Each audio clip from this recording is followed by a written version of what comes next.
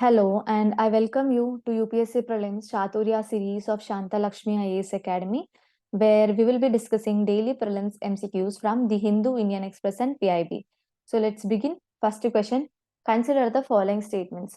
Social Impact Fund is a government-led multi-stakeholder initiative to fast-track digital public infrastructure implementation in the Global South. Second statement, this fund will offer financial support to provide upstream technical and non-technical assistance to countries in developing digital public infrastructure systems. Which of the statements given above are correct? Only one, only two, both one and two, none of the above. Coming to statement one, this is correct because Social Impact Fund is a government-led multi-stakeholder initiative where governments, international organizations, NGOs will contribute to this social impact fund. Why? To fast track the digital public infrastructure implementation in the Global South. Statement one is correct. What is digital public infrastructure? So this digital public infrastructure refers to a platform such as digital identification, payment infrastructure that help countries to deliver essential service to their people and empowering the citizens and improving the lives of the people by enabling digital inclusion.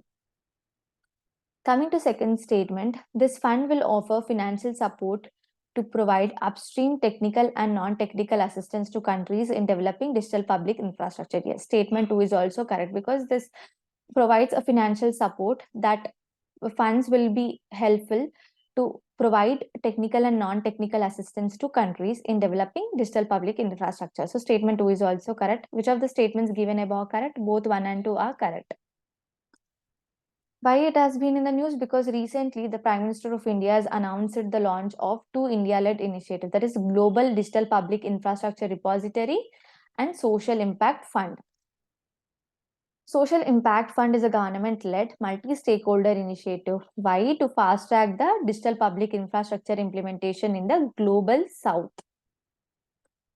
This fund will offer financial support to provide technical and non-technical assistance to countries in developing digital public infrastructure systems. So this fund will offer a platform for all the stakeholders, including government, international organizations, philanthropic entities, to contribute to this fund and help in achieving the sustainable development goals in low and middle income countries through digital public infrastructure systems. Second question, consider the following statements with respect to light combat aircraft Tejas. Statement 1, it is the first ever twin-seater aircraft that is indigenously designed and developed and manufactured. Tejas is designed, developed by Aeronautics Development Agency and Hindustan Aeronautics Limited. Third statement, LCA Mark 1A is the most advanced version of the operational LCA Tejas. How many of the statements given above are correct? Only one, only two, all three, none of the above. Coming to statement 1, this is correct because it is the first twin-seater aircraft that is indigenously developed by Aeronautics Development Agency and Hindustani Aeronautics Limited. So both the 1 and 2 statements were correct. Coming to third statement, LCA Mark 1A is an advanced version of the operational LCA Tejas. Yes, statement 3 is also correct. So how many of the statements given above are correct? All three were correct. Option C is the right answer. So why this has been in the news? Because recently the Prime Minister of India has flew in Tejas and is the only Indian Prime Minister to have flown in a fighter aircraft. So light combat aircraft Tejas is a 4.5 generation aircraft. It is an all-weather and multi-role fighter aircraft, indigenously designed and developed. The maximum speed of LCA Tejas is 1.6 Mach. It is also designed to undertake ground maritime operations. LCA Mark 1 is the most advanced version of LCA Tejas. It is equipped with some of the instruments like radar, electronic warfare suiting, then digital map generator, smart multifunctional displays, combined interrogator and transponder, and advanced radio altimeter and other advanced features. So LCA Tejas is designed to be a multi-role aircraft. It is capable of offensive air support, close combat, and ground attack role as well. Next question, consider the following statements with respect to Chavitu Natakam. It is a theatre art form that flourished at Kanyakumari in Tamil Nadu with the spread of Christianity. Statement 2, stamping drama is one of the attractive features of this art, where the artist produce resonating sounds by stamping the floor while dancing. So which of the above statements are incorrect? 1 only, 2 only, both 1 and 2, neither 1 nor 2. Coming to statement 1, it is a theatre art. Yes, it is a theatre art form that is flourished in Tamil Nadu. No, it is not flourished in Tamil Nadu. This art form is flourished in Kerala, not Tamil Nadu. So statement 1 is incorrect. Coming to second statement. Second statement is correct because stamping drama is one of the attractive feature of Chavitu Natakam, where artists produce a resonating sounds by stamping the floor while dancing. So statement 2 is correct. So which of the above statements are incorrect? First statement is incorrect. So option A, 1 only, is the correct answer. So why it has been in the news? Because of a recent stampede in Cochin University of Science and Technology, where few students were killed, including an artist who was performing this Chavitu Natakam. So Chavitu Natakam is a colorful and vigorous theatre art form that is flourished at Kodungalur in Kerala with the spread of Christianity. So this art form is noted for its elaborate costumes, detailed gestures, and well-defined body movements. Who has supposed to introduce this art form in Kerala? It is Portuguese. Chinna Thampi Pilla, Vedanayakan Pilla are considered to be the originators of this art form. Even art forms like Kadakali, Kalari Payattu has also influenced this Chavitu Natakam. Stamping drama is one of the attractive features of this art. The costumes resemble ancient Greek, Roman soldiers and European kings. Chavitu Natakam performs opens with an invocation, and the opening sequence is in the form of a virutam. And it is a humming, virutam is a humming that is followed by a scene of darbar, and the play begins. Here the actors sing their lines very loudly with exaggerated gestures by stamping the floor, that is a wooden stage, with great force. So stamping drama is one of the most attractive feature of this theatre art form, that is Chavitu Natakam. Next question. Amaterasu, sometimes seen in news recently, is related to which of the following? Statement 1, a protein crucial for switching from fetal to adult hemoglobin during gene therapy. Second statement, a reproductive mechanism in which posterior part of the body detached from the original body for mating purposes. Third statement, an extremely high energy particle that exceeds 240 electronic volts. Third statement, a new species of a speedy dinosaur that lived in the desert during the early Cretaceous period. So which of the statements is correct? So Amaterasu means an extremely high energy particle that exceeds 240 electron volts. So statement C, option C is the correct answer.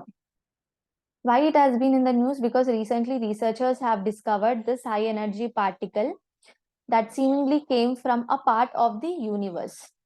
It is named after a Japanese goddess, Amaterasu. Amaterasu is a high energy particle that exceeds 240 electronic volts. This energy is million of times more powerful than the particles produced by the Large Hadron Collider. So Large Hadron Collider is a powerful accelerator that has ever built. Then Amaterasu is second only to Oh My God particle. This is another high energy cosmic ray which was detected in 1991, and it has an energy of 320 electronic volts. But still this the Amaterasu origin is still being debated in the scientific community. Next question, consider the following statements with respect to Sangai deer. Statement 1, it is a state animal of Manipur, comes under the critically endangered category of IUCN. Second statement, Fumdi is the most important and unique part of Sangai's habitat. Third statement, it is a unique and rare species found exclusively in Kavlung Wildlife Sanctuary.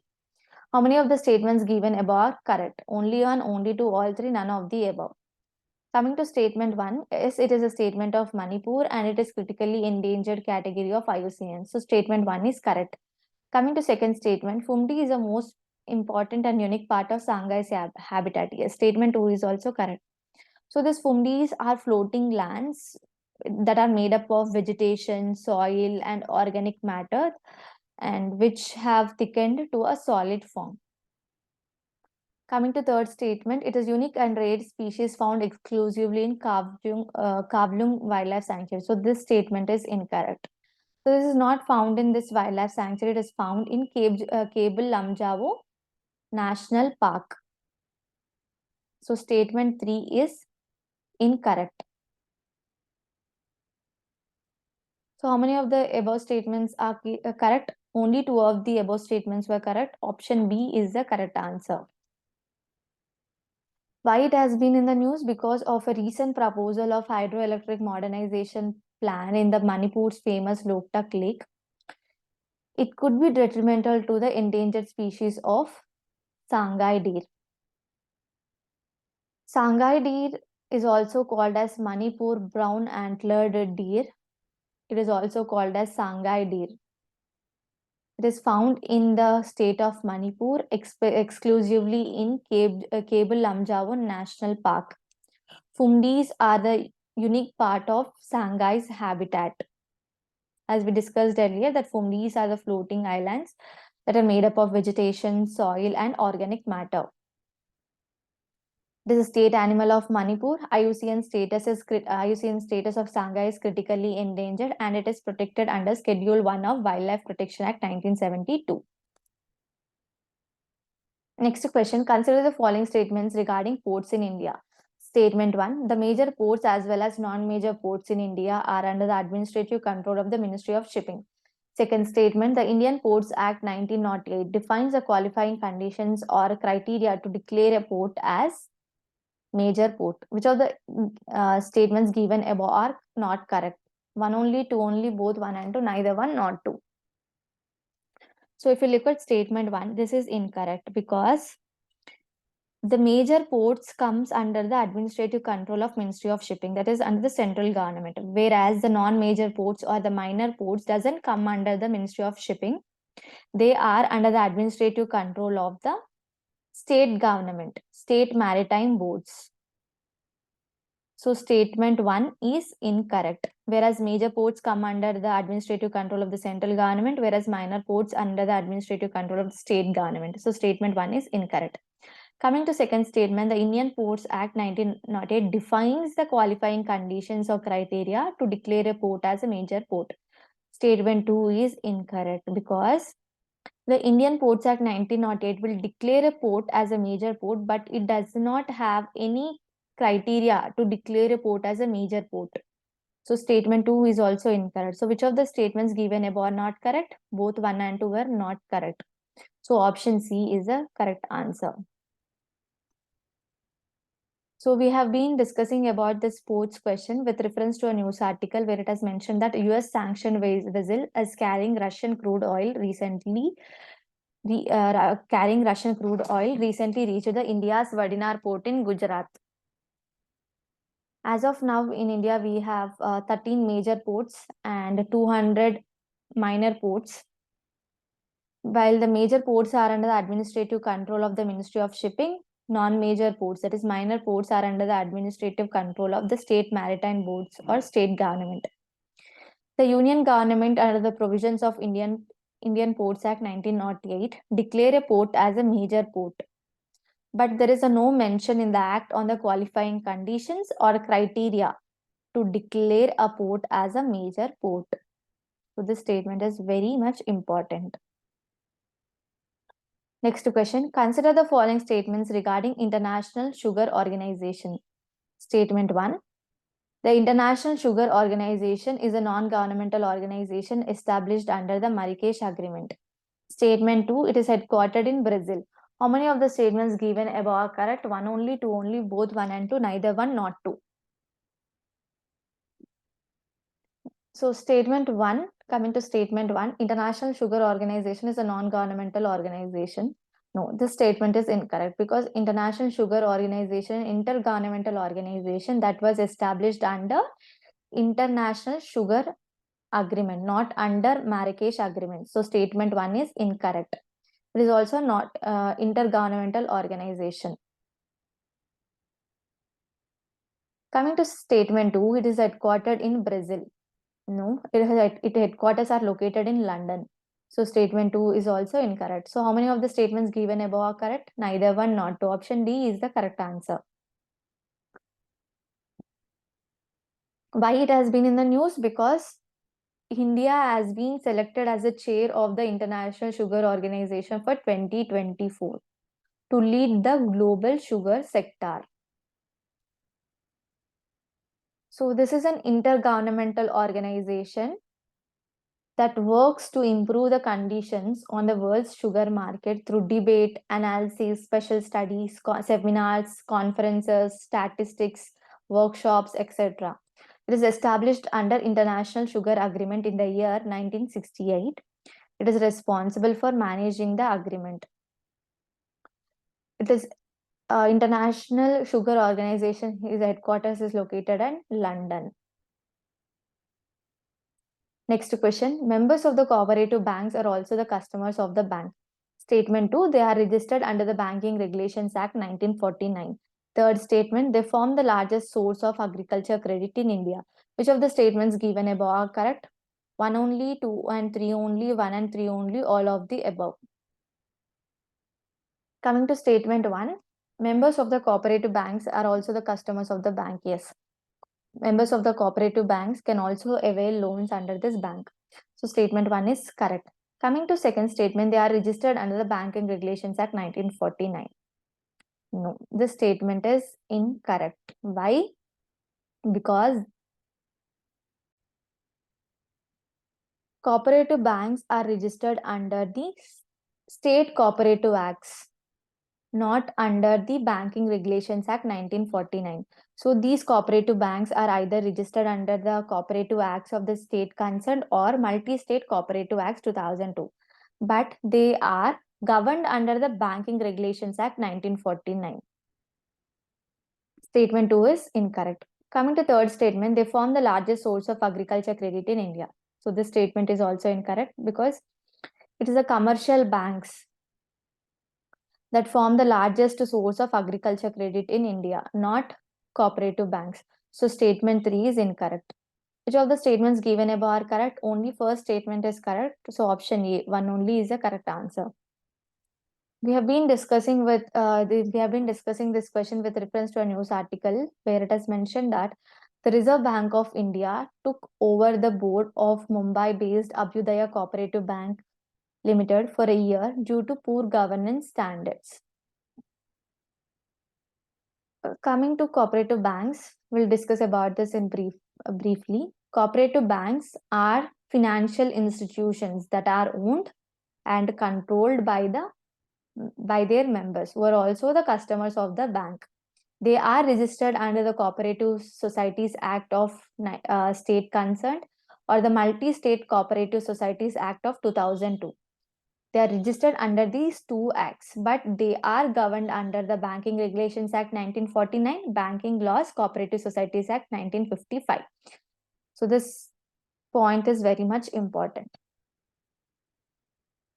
As per NABARD, commercial banks remain the main source of formal finance to farmers, accounting to 75% of loans outstanding to farmers in the year 2021, followed by cooperative banks, that is 12%, and regional rural banks at 12.2%. So by this, we are concluding this session. I hope this session was helpful to you. Thank you.